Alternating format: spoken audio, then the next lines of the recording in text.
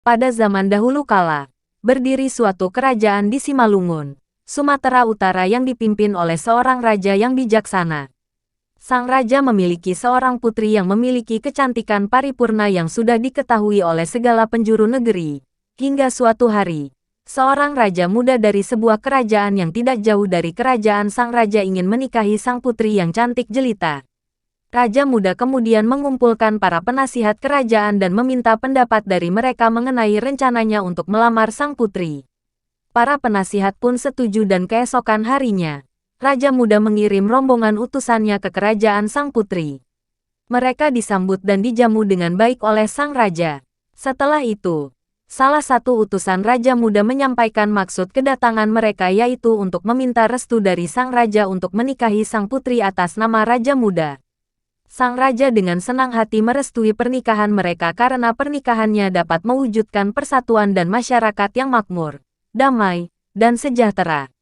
Ketika sang raja menanyakan pendapat sang putri mengenai lamaran raja muda, sang putri juga bersedia untuk menikahi raja muda.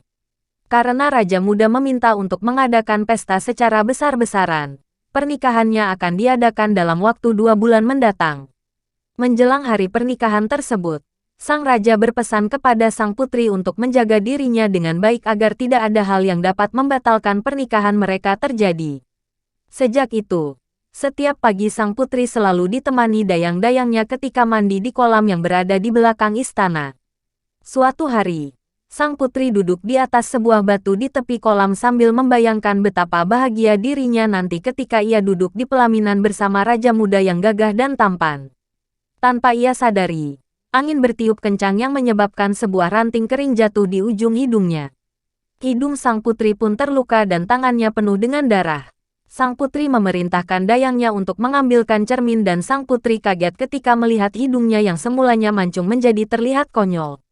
Ia pun menangis karena ia merasa kecantikannya sudah berkurang sekarang dan raja muda akan mencari putri lain yang tidak memiliki fisik yang cacat.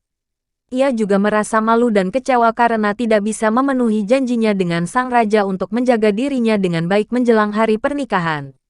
Tidak tahu harus berbuat apa, sang putri yang sudah putus asa berdoa kepada Tuhan untuk menghukum dirinya. Petir kemudian menyambar-nyambar menandakan bahwa doa sang putri didengar oleh Tuhan. Tidak lama setelah itu, muncul sisik di kaki sang putri yang awalnya mulus. Dayang-dayang kaget dan sisik tersebut pun merambat ke dada. Sang putri menyuruh para dayang untuk memanggil ayah dan ibunya di istana. Betapa kagetnya sang raja dan permaisuri ketika melihat putrinya yang berubah menjadi ular besar yang hanya dapat menjulurkan lidahnya dan menatap kedua orang tuanya dengan tatapan yang sayu. Permaisuri memanggil nama sang putri berkali-kali namun sang putri tidak dapat berkata apa-apa.